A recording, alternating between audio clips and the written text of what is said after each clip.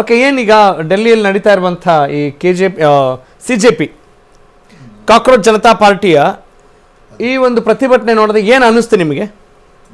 CJP ಹೋರಾಟದ ಮಾತುಗಳಿಗಿಂತ ಮುಂಚೆ ನಾಡಿನ ದೇಶದ ರಾಷ್ಟ್ರದ ಮಾಜಿ ಪ್ರಧಾನಮಂತ್ರಿಗಳಾಗಿದ್ದಂತಹ ಕೆಲವು ದಿನಗಳ ಕಾಲ ಕರ್ನಾಟಕದ ಮುಖ್ಯಮಂತ್ರಿಗಳಾಗಿ ವಿರೋಧ ಪಕ್ಷದ ನಾಯಕರಾಗಿ ಕರ್ನಾಟಕದ ನನ್ನಂಥ ಹಲವಾರು ರಾಜಕಾರಣಿಗಳಿಗೆ ಮಾರ್ಗದರ್ಶಿಯಾಗಿದ್ದಂತಹ HD ದೇವೇಗೌಡರ ಧರ್ಮಪತ್ನಿ ಎಲ್ಲ ಏಳು ಬೀಳುಗಳನ್ನು ಮೆಟ್ಟಿ ನಿಂತ ಧೀಮಂತ ಮಹಿಳೆ ಶ್ರೀಮತಿ ಚೆನ್ನಮ್ಮ ಅವರು ಸುಮಾರು 70-72 ವರ್ಷಗಳ ದಾಂಪತ್ಯ ಸಾಂಗತ್ಯ, ನನ್ನ ದಾಂಪತ್ಯ ಅನ್ನೋ ಸಾಂಗತ್ಯಕ್ಕೆ ಅಂತಿಮ ಬೀಳ್ಕೊಡುಗೆಯ ವಿದಾಯವನ್ನ ಇಡೀ ನಾಡಿನ ಜನತೆ ಈ ಸಾಂಗತ್ಯವನ್ನ ಪ್ರತಿದಿನ ಪ್ರತಿ ಕ್ಷಣ ಜನರು ಮನಸ್ಸಿನಲ್ಲಿ ಅಚ್ಚಳಿಯದೆ ಉಳಿಯುವಂತೆ ಮಾಡುವಾಗಿರುವಂಥ ಚೆನ್ನಮ್ಮನವರು ವಿದಾಯ ಎಲ್ಲರಿಗೂ ದುಃಖದ ಸಂಗತಿಯಾಗಿದೆ. ಮತ್ತು ಅವರ ಕುಟುಂಬಕ್ಕೆ ಈ ಸಂದರ್ಭದಲ್ಲಿ ದುಃಖವನ್ನು ಭರಿಸುವ ಶಕ್ತಿ ಕೊಡಲಿ ಅಂತ ಆಶಿಸ್ತಾ ಮಾನ್ಯ ನಮ್ಮೆಲ್ಲರ ಹಿರಿಯರಾದಂಥ ಶ್ರೀ HD ದೇವೇಗೌಡರು ಈ ನೋವನ್ನು ನಮ್ಮೆಲ್ಲರನ್ನ ಯಾವ ರೀತಿ ಸರಳತೆಯಿಂದ ಸಲಹುತ್ತಿದ್ರೋ ಅದೇ ರೀತಿ ತಾವು ತಮ್ಮ ಹೃದಯವನ್ನು ಸಲಹುಕೊಳ್ಬೇಕು ಅಂತ ಹೇಳ್ಕೋತಾ ಅವ್ರಿಗೆ ಮತ್ತೊಮ್ಮೆ ವಿದಾಯದ ಮಾತುಗಳ ಮುಖಾಂತರ ಚೆನ್ನಮ್ಮವ್ರನ್ನ ಕನ್ನಡ ನಾಡಿನ ಈ ಮಣ್ಣಿನಲ್ಲಿ ಮಣ್ಣಾಗುವ ಅವಕಾಶ ಭಗವಂತ ಈಗ ಕಲ್ಪಿಸ್ಕೊಟ್ಟಿದ್ದಾನೆ. ಅವ್ರಿಗೆ ನಮ್ಮ ಅಂತಿಮ ನಮನಗಳು. ಅವರ ಆತ್ಮಕ್ಕೆ ಶಾಂತಿ ಸಿಗಲಿ ಅಂತ ಕೇಳ್ಕೊಳ್ತಾ ನಾವು ಈಗ ಭಾರತ ದೇಶದಲ್ಲಿ ಸುಮಾರು 2014ರಿಂದ 2026 ತನಕ ಈ ದಿನದವರೆಗೂ ಸುಮಾರು ಹಲವಾರು ವಿಷಯಗಳ ಪರೀಕ್ಷೆ ನಡೆದಿದೆ. ದೇಶದಲ್ಲಿ 152 ಪರೀಕ್ಷೆಗಳ ಪ್ರಶ್ನೆ ಪತ್ರಿಕೆ ಲೀಕ್ ಆಗಿದೆ.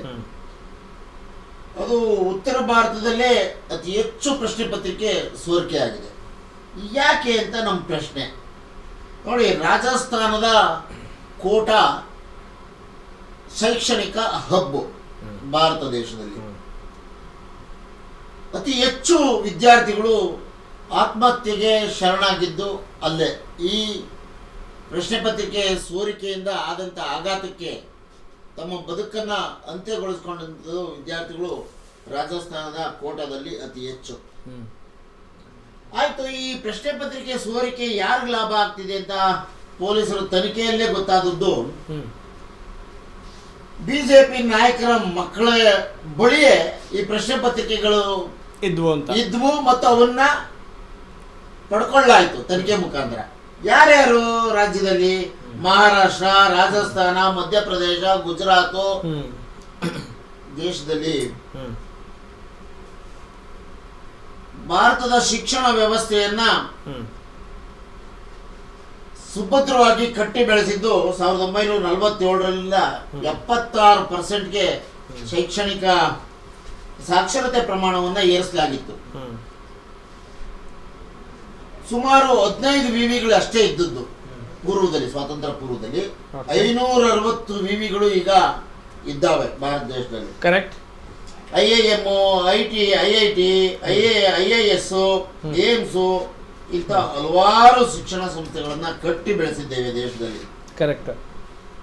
ಲಕ್ಷಾಂತರ ಮತ್ತು ಕೋಟ್ಯಾಂತರ ಮಕ್ಕಳ ಭವಿಷ್ಯಕ್ಕಾಗಿ ನಿರ್ಮಿಸಿರುವ ಶಿಕ್ಷಣ ಇವತ್ತು ಆತಂಕಕಾರಿಯ ವಿಚಾರವಾಗಿ ಬೆಳೆದು ನಿಂತಿದೆ. ಶಿಕ್ಷಣ ಎಂಬುದು ಸಾಂವಿಧಾನಿಕ ಹಕ್ಕು ಅಂತ ಹೇಳ್ತಾ ಇದ್ರು ಕೂಡ ಮೂಲಭೂತ ಹಕ್ಕಾದ ಶಿಕ್ಷಣಕ್ಕೆ ಒತ್ತನ್ನು ನೀಡಲಾರದೆ ಅದನ್ನ ವಿಧ್ವಂಸಕಾರಿ ಚಟುವಟಿಕೆಗಳ ನಿಮ್ಮ ಜೊತೆ ಮಾತನಾಡ್ತೀನಿ. ಸೋರಿಕೆಯಿಂದ ನಿಮ್ಮ ಜೊತೆ ಮಾತನಾಡ್ತೀನಿ. ಒಂದಂತೂ ನಿಜ, ಈ ಮಟ್ಟದ ಈ ಒಂದು ಪ್ರತಿಭಟನೆ ನೋಡಿ, ನೀವು ಎಷ್ಟು ಹೊಡಿತೀರಾ ಹೊಡಿರಿ ಅಂತ ಹೇಳ್ತಾ ಇದ್ದಾರಲ್ಲ, ಇದು ಒಬ್ಬ ಯುವಕನ ಧೋರಣೆ ಅಷ್ಟೇ ಅಲ್ಲ. ಇಂಥ ಹಲವು ಕೋಟ್ಯಂತರ ಯುವಕರು ಈ ರೀತಿಯಾದಂಥ ಯೋಚನೆಗಳಲ್ಲಿದ್ದಾರೆ. ಕೆಲವೊಬ್ಬರು ಪ್ರತಿಭಟನೆಯಲ್ಲಿ ಭಾಗಿಯಾಗಿರ್ಬೋದು, ಇನ್ನು ಕೆಲವರು ಭಾಗಿಯಾಗದೇ ಇರ್ಬೋದು, ದಟ್ ಇಸ್ ಸೆಕೆಂಡ್ರಿ. ಆದರೆ ಈ ಒಂದು ಕಿಚ್ಚು ಆರಂಭ ಆಗಿದೆಯಲ್ಲ, ಈ ಕಿಚ್ಚಿಗೆ ಕಾರಣ ಏನು? ಇದು ಏಕಾಏಕಿ ಆಗಿರುವಂಥದ್ದಲ್ಲ. ಇದು ಬರೀ ನೀಟ್ ಪ್ರಶ್ನೆ ಪತ್ರಿಕೆ ಸೋರಿಕೆಗೆ ಸಂಬಂಧಪಟ್ಟಂಥದ್ದು ಮೇಲ್ನೋಟಕ್ಕೆ ಅನ್ನಿಸ್ತಾ ಇದೆ. ಆದರೆ ಇದೊಂದೇ ವಿಚಾರಕ್ಕಲ್ಲ ರೀ, ಇನ್ನು ಎಷ್ಟು ಸಹಿಸ್ಕೊಳ್ಳೋಣ? ಎಲ್ಲ ಬೆಲೆ ಏರಿಕೆ ವಿಚಾರ ಇರಬಹುದು, ಕೊಟ್ಟಂಥ ಆಶ್ವಾಸನೆಗಳಿರ್ಬೋದು, ಹೇಳುವಂಥ ಸುಳ್ಳುಗಳಿರ್ಬೋದು, ಎಲ್ಲದನ್ನೂ ಕೂಡ ನಾವು ಖಂಡಿಸ್ತೀವಿ ಅಂತ ಕೇಂದ್ರ ಸರ್ಕಾರಕ್ಕೆ ಒಂದು ಚಾಟಿ ಏಟ್ ಬೀಸುವಂಥ ಕೆಲಸ ಈ ಹೊಸ ಪಕ್ಷದಿಂದ ಆಗ್ತಾ ಇದೆಯಾ? ಬರೀ ಆನ್ಲೈನ್ಗೆ ಮಾತ್ರ ಸೀಮಿತವಾಗಿಬಿಡ್ತಾರೆ, ಸಾಮಾಜಿಕ ಜಾಲತಾಣದಲ್ಲಿ ಮಾತ್ರ ಅಬ್ಬರಿಸ್ತಾರೆ ಅನ್ನುವ ಟೀಕೆ ಇತ್ತು ಕಾಕ್ರೋಚ್ ಜನತಾ ಪಾರ್ಟಿ ಆರಂಭವಾದಾಗ. ಆದರೆ ಈಗ ಅದು ಬೇರೆಯದ್ದೇ ರೂಪಗಳನ್ನು ಪಡೆದುಕೊಳ್ತಾ ಇದೆ. ಎಸ್ ಕುಮಾರ್ ಅವ್ರ ಆಡಿಯೋ ಇಸ್ ಕ್ಲಿಯರ್? ಎಸ್. ಈಗ ನನ್ನ ಪ್ರಶ್ನೆ ಕುಮಾರ್ ಅವ್ರಿಗೆ, ಹೇಳಿ ಸರ್. ಈಗ ಇಂಥ ಒಂದು ಯುವ ಪಡೆ, ಯುವ ಸೇನೆ, CJP ಎನ್ನುವ ಪಕ್ಷದ ಅಡಿಯಲ್ಲಿ ದೊಡ್ಡ ಹೋರಾಟ ಮಾಡ್ತಾ ಇದೆ.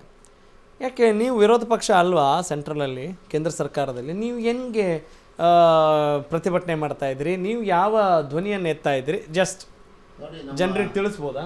ಏನಿಲ್ಲ, ನಮ್ಮ ಪಕ್ಷದ ನಾಯಕರಾದಂಥ ರಾಹುಲ್ ಗಾಂಧಿಯವರು ಈಗಾಗಲೇ ಹಲವಾರು ರಾಜ್ಯಗಳಲ್ಲಿ ವಿದ್ಯಾರ್ಥಿಗಳ ಈ ಹೋರಾಟ ಪ್ರಾರಂಭ ಆಗುವ ಮುನ್ನವೇ ಈ ಪ್ರಶ್ನೆಗಳನ್ನು ಎತ್ತಿದ್ರು. ನೀವು ಭಾರತ ದೇಶದಲ್ಲಿ ನಾವು 2004ರಿಂದ 1ನೇ ತರಗತಿಯಿಂದ 12ನೇ ತರಗತಿವರೆಗೂ ಸರ್ವ ಶಿಕ್ಷಣ ಅಭಿಯಾನ ಅಂತ ಮಾಡಿದ್ವಿ.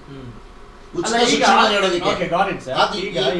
ಭಾರತ ದೇಶದಲ್ಲಿ ಶಿಕ್ಷಣ ವ್ಯವಸ್ಥೆಯನ್ನೇ ಈಗ ನಿಮಗೆ ಪ್ರೇರಣೆನಾ ಧ್ವಂಸ ಮಾಡುವಂತೆ CJP ನಿಮಗೆ ಪ್ರೇರಣೆನಾ ಅಥವಾ ಅವ್ರಿಗೆ ನೀವು ಪ್ರೇರಣೆನಾ?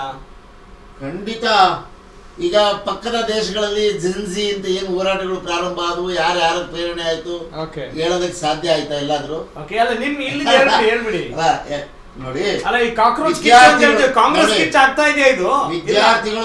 ವಿದ್ಯಾರ್ಥಿಗಳು ನೋಡಿ ಇಲ್ಲಿ ನಾನು ಅಣ್ಣಾ ಹಜಾರೆ ಅವ್ರ ಹೋರಾಟವನ್ನ ಹೈಜಾಕ್ ಮಾಡಿದ್ರಲ್ಲ, ಅದನ್ನ ನೆನಪಿಸ್ಬೇಕಾಗುತ್ತೆ. ಖಂಡಿತವಾಗ್ಲೂ ಭಾರತ ದೇಶದಲ್ಲಿ ಈ ತರದ ಒಂದು ಅವಶ್ಯಕತೆ ಇತ್ತು. ಇದು ಮುಂಬರುವ ಲೋಕಸಭಾ ಚುನಾವಣೆಗೆ, ಈ 12-13 ಲೋಕಸಭಾ ಚುನಾವಣೆಗೆ ಹಿಟ್ಲರ್ ಆಡಳಿತದ ಹೊಡೆತ ಖಂಡಿತ ಬೀಳುತ್ತೆ. ಯಾರು ಈ ದೇಶದ ನೇತೃತ್ವ ವಹಿಸ್ಕೊಂಡು ದೇಶದ ಸರ್ಕಾರದಲ್ಲಿ ಮುನ್ನಡೆ ನಿಂತಿದ್ದಾರಲ್ಲ ಮೋದಿ ಅವರು, ಅವ್ರು ತಮ್ಮ ಹಿಟ್ಲರಿಸಂಗೆ ಕೊಡುವಂತ ಪೆಟ್ಟಿದು.